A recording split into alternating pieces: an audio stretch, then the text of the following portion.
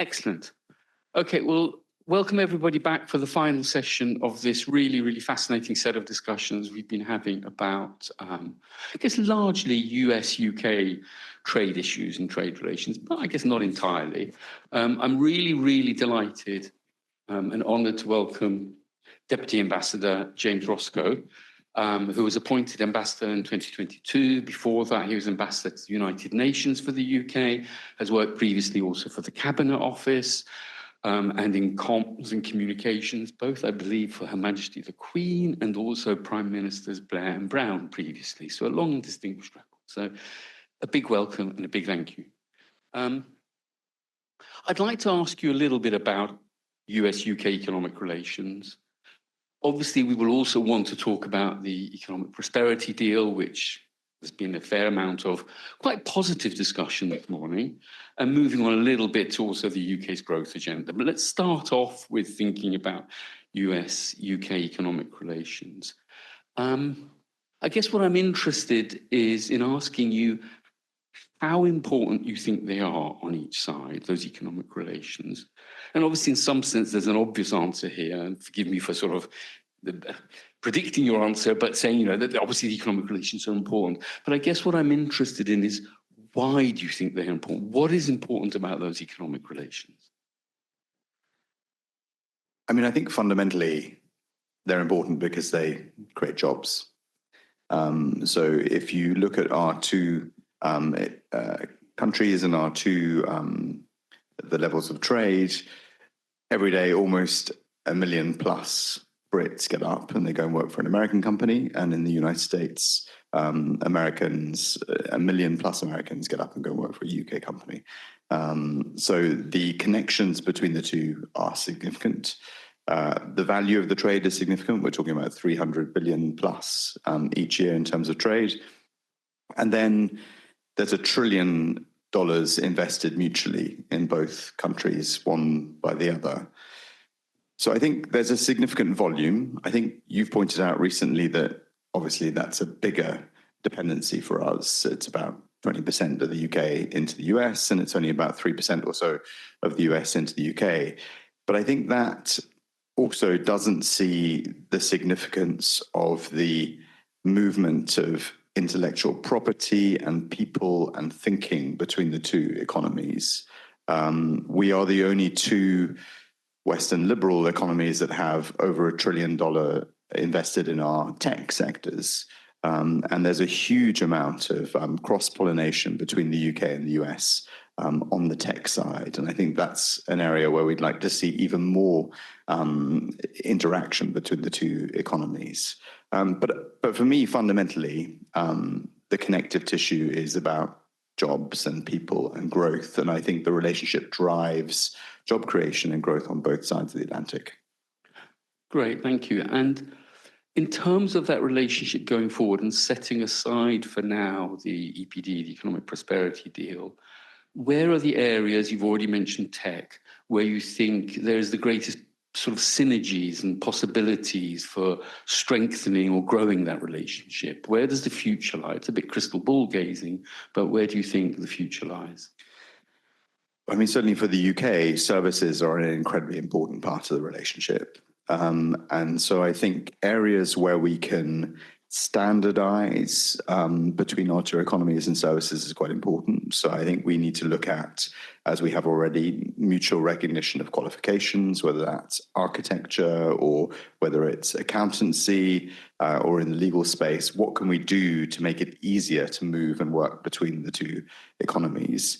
I think that there's a lot of interest in looking at our financial sectors. London and New York, both incredibly important pools of capital for the global economy, but also for our two economies. And I think we need to think about what we can do to just, cut the red tape, bring down the regulation, not in a way that creates risk, but in a way that maybe allows us to be a little more effective, a better offer globally.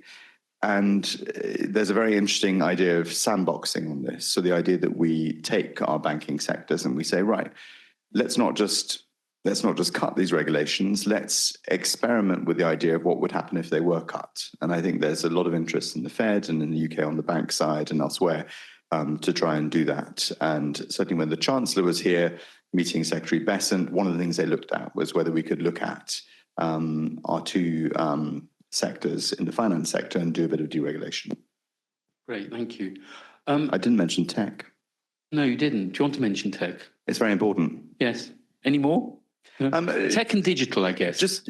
So I think just on that front, on the tech front. So I think, we do genuinely have in the UK incredible innovation on frontier tech, particularly in AI, but also around elements of quantum and elements of IP for chip design, not manufacturing. And I think that as we sort of step back and think about the way in which we need, as the West, to continue to compete and outcompete China, particularly in this space, I think thinking about how we can work together, whether that's on driving AI forward or whether it's on building the first properly successful quantum computer, just cutting the duplication, the redundancy out of our systems by coordinating it a bit more could be quite key. I mean, I guess the other sectors which one typically thinks of as being quite important in terms of the bilateral relationship are probably sort of aerospace, advanced manufacturing, pharmaceuticals. Yeah, and if you look at, you talked about the general terms for the economic deal. One of the things we were trying to protect in doing that deal was our automotive manufacturing sector, was the steel sector, where obviously we've had a lot of trouble in the UK recently, but we want to keep that sector alive, and on pharmaceuticals as well. So in all of these areas, once the deal is finally concluded, we expect the US to take action on its S232 conditions on the automotives and the steel and aluminium, and also work with us on the other sectors. If I can just broaden out sort of that question, because in a sense what we've been discussing here is sort of bilateral economic relationship between the US and the UK. To what extent do you think the US and the UK share broader economic objectives? You just mentioned in one of your earlier answers about we need to outcompete China. Do you think those broader economic objectives are shared, or to what extent are they shared? I mean, certainly on the China point, I think they're shared, and not just shared between the UK and the US. I mean, I've just come from a format where we've been discussing as the Five Eyes, how we deal with some of those challenges. I think what's in the economic partnership deal is, and I know you've been talking about this already today, is the idea of an economic security blanket, which is a fairly broad term. But I think what we need to be doing much more rigorously as allies is thinking about, and we have been talking about this for some time, but thinking about the supply chain vulnerabilities that we have as a function of our trade with China, thinking about how we can, to an extent, remove those vulnerabilities, and then thinking about how we can outcompete China in those areas where we need to maintain a critical edge. And some of this is about trade, and some of this is just about getting our economics right. If I can perhaps ask, might seem a dumb question, but let me ask it. Why do we need to outcompete China? Well, I think it's Isn't it quite good if China is very good at producing stuff that we buy, to put it crudely?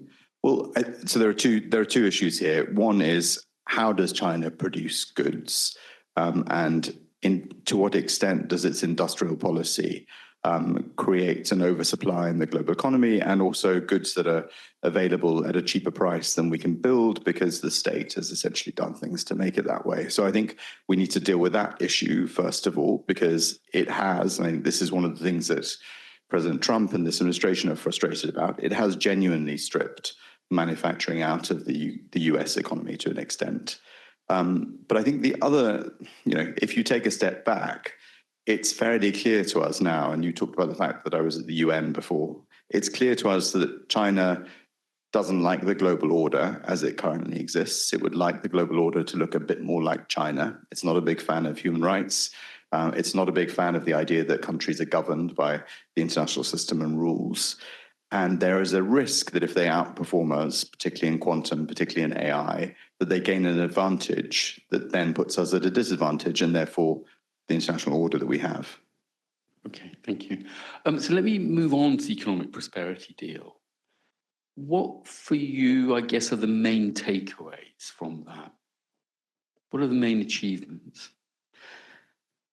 So it's a general terms, and you talked about this as well, I think, this morning. It's not the final deal. There's a lot more still to be done, particularly in terms of tariffs and market access as we progress it. I think, we have a lot of sympathy for the perspective of the US government that, to an extent, the global trading system as it exists now has disadvantaged them. It's also massively advantaged them and us, and I think they see that too. But it has had an impact on US manufacturing. There are tariff barriers to US products that, in some areas could look unfair. And there is an argument that they have underwritten global growth in a number of areas, particularly when you look at the trade imbalance. So I think what we were trying to do was say, we are a good partner. We are willing to look again at market access for some of your goods.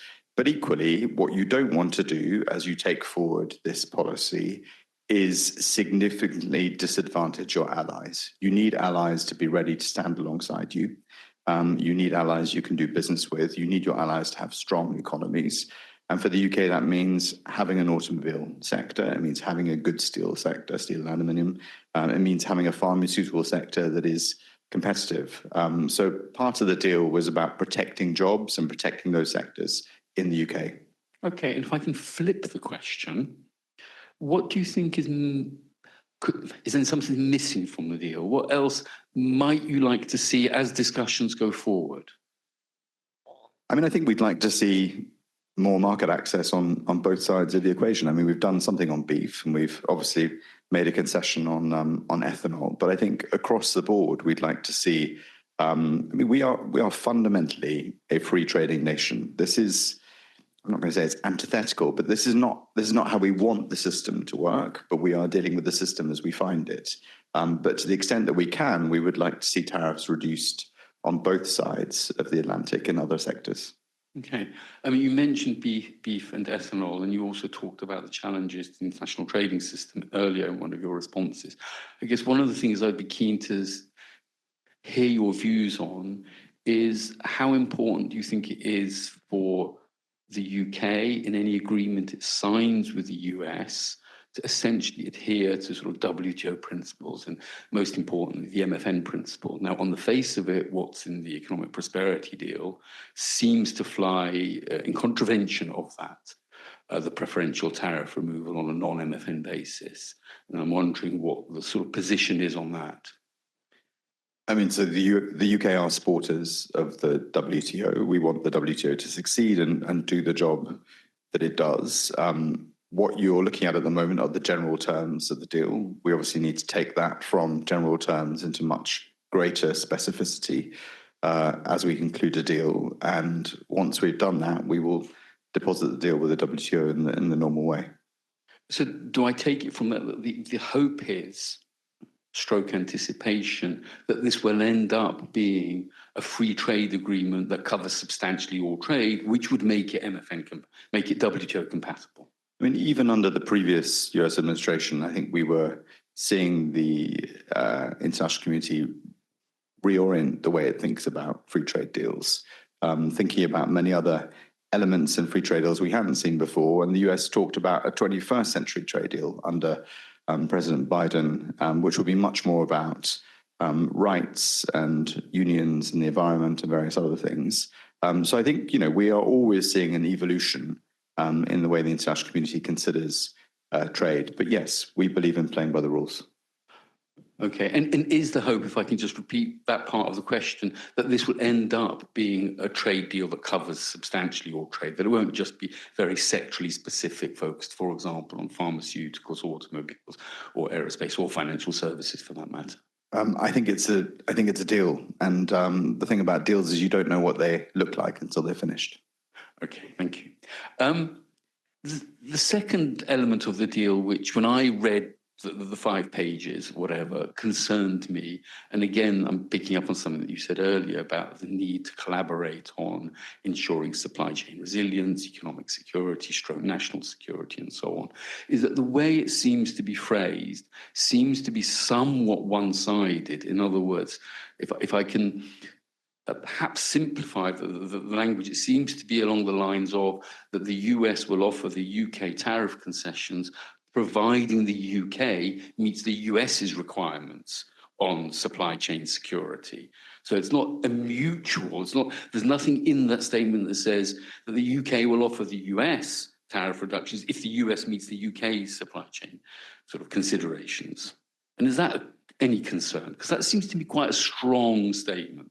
So that's not the lens through which I see it, and it's not the spirit in which it was negotiated. Well, that's good to know.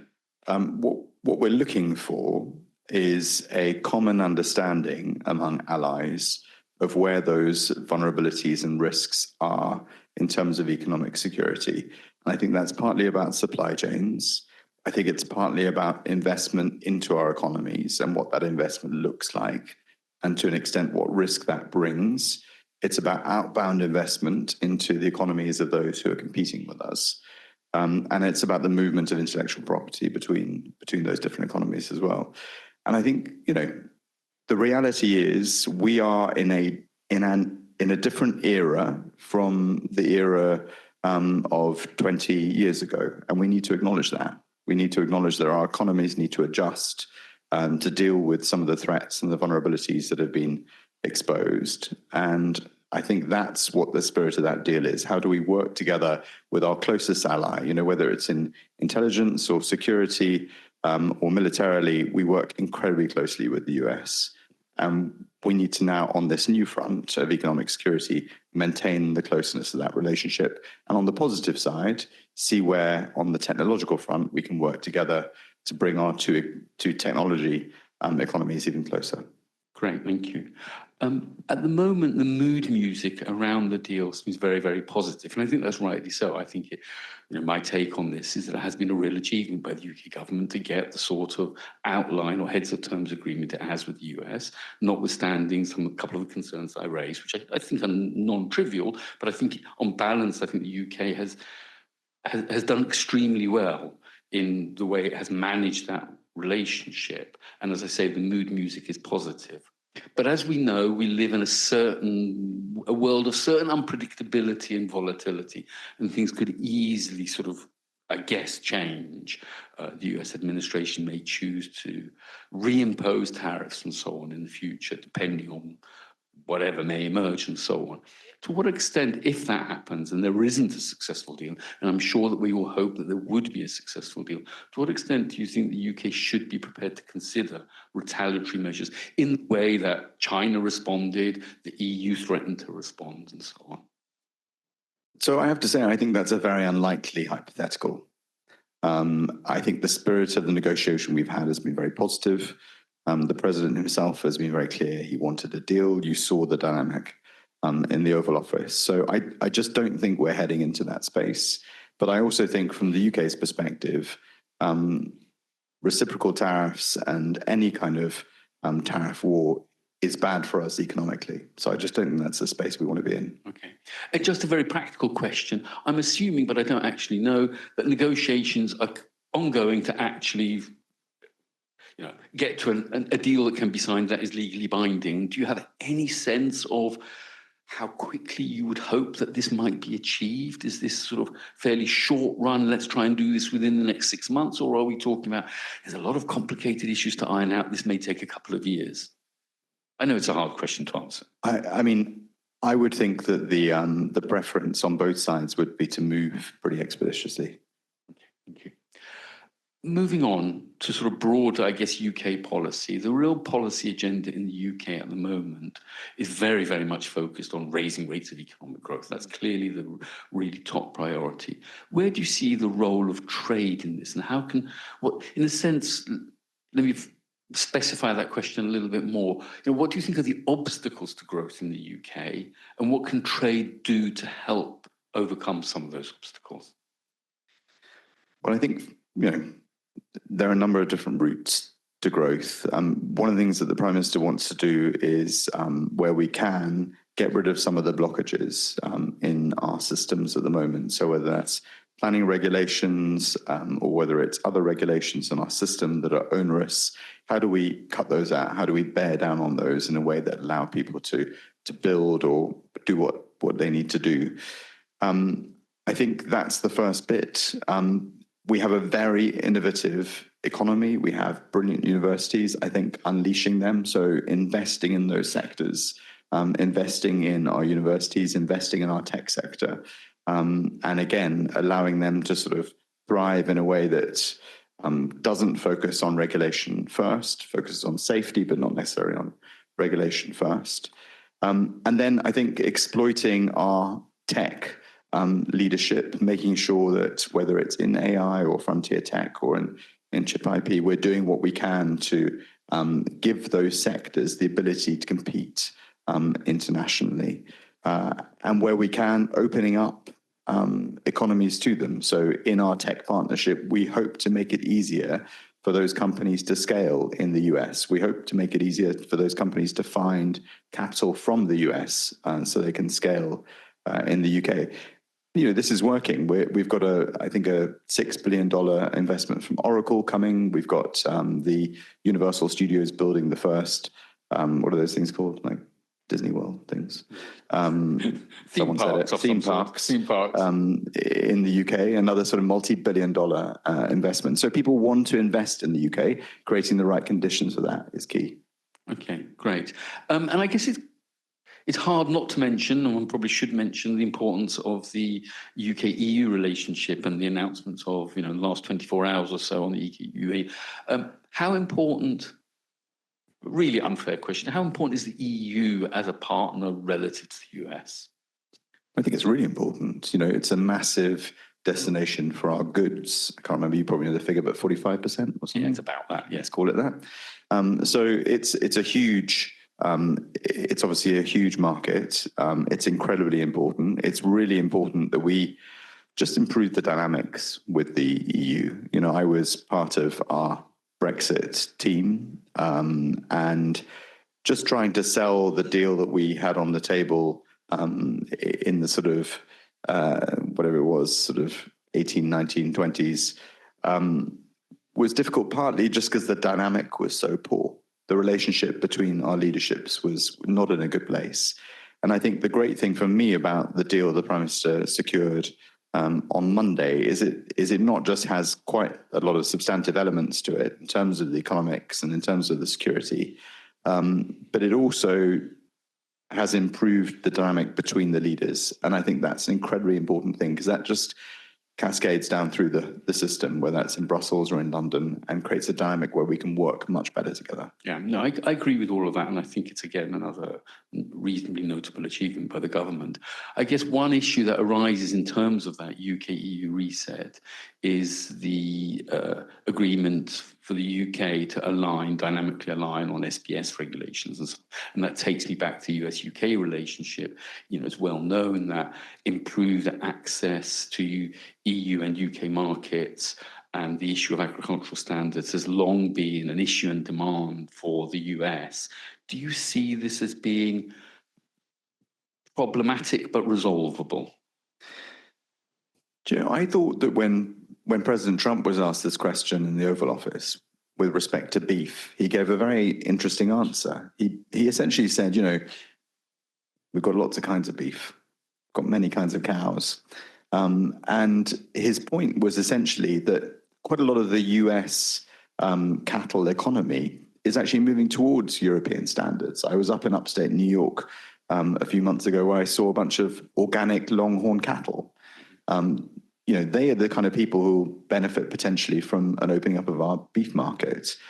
So I don't think it's as much of an issue as perhaps previously it was, because you are seeing a large number of US farmers moving towards the kind of standards that you have in Europe, simply so they can export there. I think it's right to try and open up more markets for them if the reciprocity for the UK is we open more markets here. Great, thank you. I'd love to ask you many more questions, but I'm conscious that we have a room full of people, many of whom I suspect will have lots of questions for you. So let me open this up to a general sort of Q&A with Ambassador James Roscoe. Any questions? Yes, gentleman. Oh, Emmanuel. Thank you very much, Emmanuel Adam, British American Business. Thank you so much for your comments. Would be interested how important it is to the UK that the US and the EU come to an agreement sometime soon on their trading relationship. Thank you very much. I mean, like I said, we are firm believers in free trade in the international system, and particularly we want all of our allies to have the best possible trading relationship. So yes, absolutely, we would hope for an early deal. Any other questions? Yes.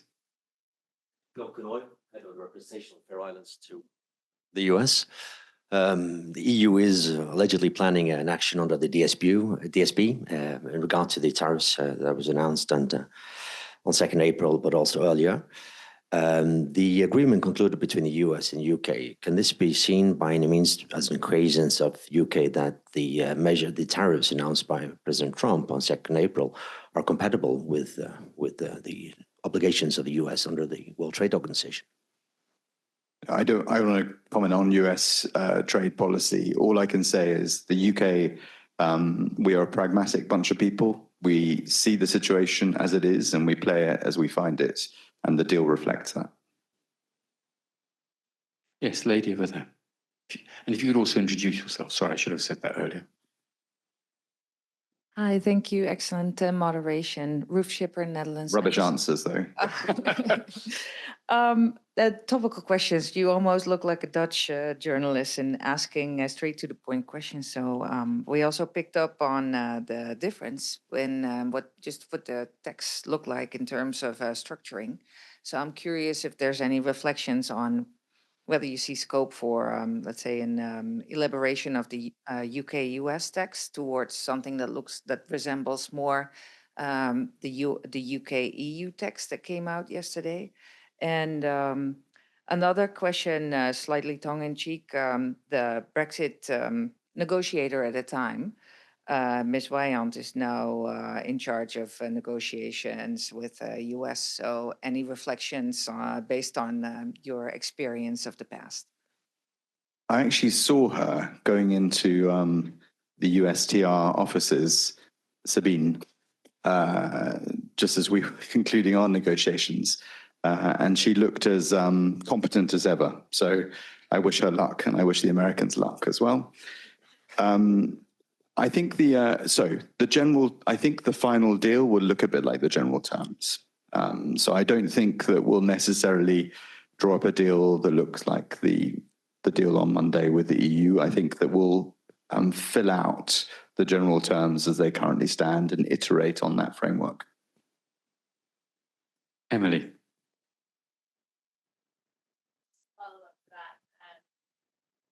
Emily Lydgate from UK Trade Policy Observatory. One might have gotten the impression from the UK media that we were being softened up for dropping the digital services tax. And so one of the things we've been speculating about today is why that remained and what went on and what might happen in the future. I think we have excellent negotiators. But do you anticipate it being part of the future negotiations? I mean, look, it's clearly the US have made it clear that they do not like this tax. There are a number of countries who have this tax, and everything is negotiable. That actually raises another question which I had in my mind. Let me sort of jump in here. At the moment, all the sort of talk and much of the actions by the Trump administration have been to do with tariffs on goods and so on. How concerned are you that there may be restrictions introduced on services trade, which obviously won't be tariffs, but be it licensing restrictions or so on, given the importance of services for the US economy and for the UK economy? I don't necessarily mean bilaterally, but as an emerging policy issue.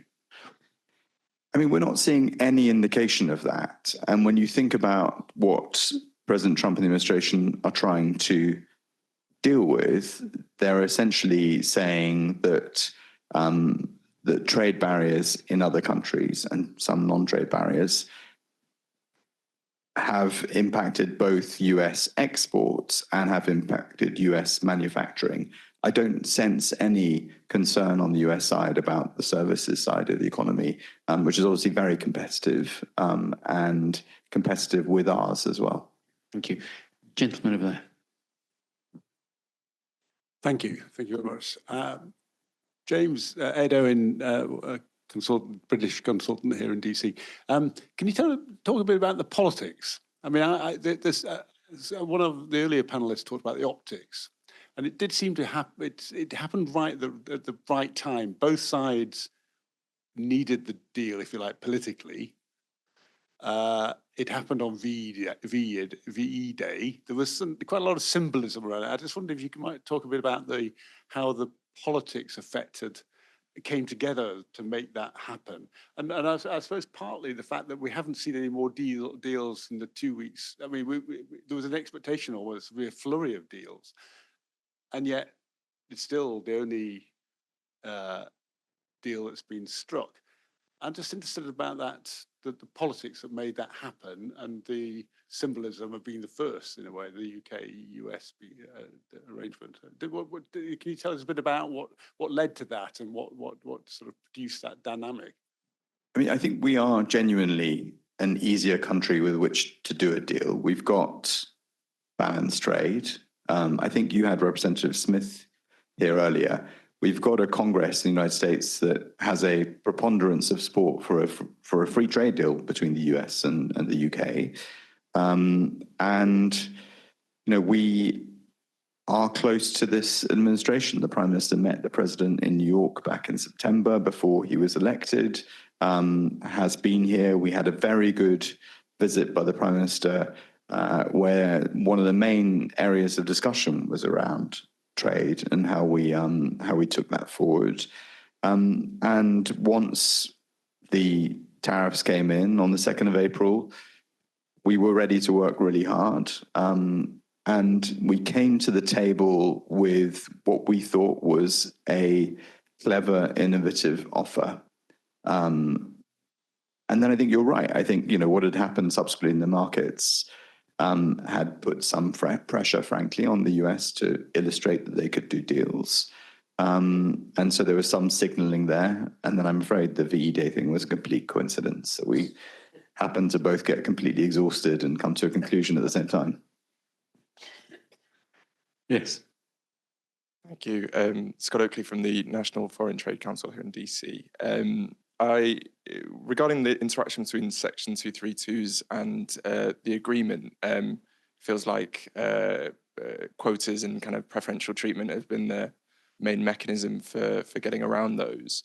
But do you see any kind of deal that we're working on now as vulnerable to future Section 232s or future kind of changes in tariff policy? I mean, I don't have a crystal ball, but I go back to my point. We can see quite clearly what the US are trying to fix. We don't think we're particularly part of the problem. We do think that, you know, I can't remember how many cars the US manufactures. Is it 6 million a year or something like that? You know, we export only 100,000 cars from the UK to the US. We're not massively changing the economy. We make slightly different kind of cars. We represent only 2% of steel imported into the US, and it's quite specialized military use steel. Obviously, when it comes to pharma, that's quite big. And I think one of the things we're going to have to look at very carefully is what some of the conditions are that are placed on the pharma agreement. But you know, I don't have a crystal ball. I can't anticipate from a UK perspective anything more coming down the track at this point. Great, thank you. We should be wrapping up soon. So a final couple of questions. Yes, lady over there. Casey Swanson with the Coalition of Services Industries. And to your point about the importance of services in both economies. Just wanted to note we've invited Ambassador Mandelson to our annual conference, June 10th, and would love him to come and talk about the importance of services. But I wanted to ask, in particular, USTR has clarified that the digital trade negotiations that will get underway will cover services, including financial services. Wondering if you could say anything more about that, if you would anticipate that it might be a standalone agreement or any more context you could offer. Thank you. Do you mean in terms of the tech negotiation we're going to embark on? In terms of the digital trade negotiations that will be getting underway at some point, presumably. I'm not aware of any digital trade specific negotiations. And certainly in terms of what we've negotiated so far, there's been no element of that. What we do want to do is pivot from concluding the economic prosperity deal to doing a full tech partnership deal with the US. And I can imagine that within that, there'll be particular digital elements to it. But I can't imagine there would be significant digital services elements, except looking at ways in which we can cut the costs of doing services between the two countries. So, for example, under the previous administration, we did the data bridge. You can imagine ways in which we could make it easier to conduct services, particularly through the tech side of things between the two economies. But I'm happy to talk to you afterwards because I don't think I fully understood the question. Any final questions? No? Okay, well, in that case, can I say a big thank you to James for being prepared to spare the time to come and talk to us and share your views with us. It's been really super informative, really, really useful. So big thanks. Thank you. Thank you very much for having me. And then can I hand over to Kathleen for wrapping up? Great. Well, this brings our half day, our very rich half day to a close. Grateful to all of you for spending your morning with us. In reward for the liquid diet you've had so far, we're now pleased to offer you a light lunch in the next room over there. But before I go, I just again want to thank our partners from the UK Trade Policy Observatory. Thanks for coming over here. Thanks to the Embassy and to Representative Smith's office for making it possible to have our two keynotes. To all of our speakers, to British American Business for your generous support of today's program and getting the word out. And again, to all of you for spending your day with us. We look forward to continuing the conversation. So please, on behalf of Georgetown's Institute of International Economic Law, join us for lunch next door. Thank you.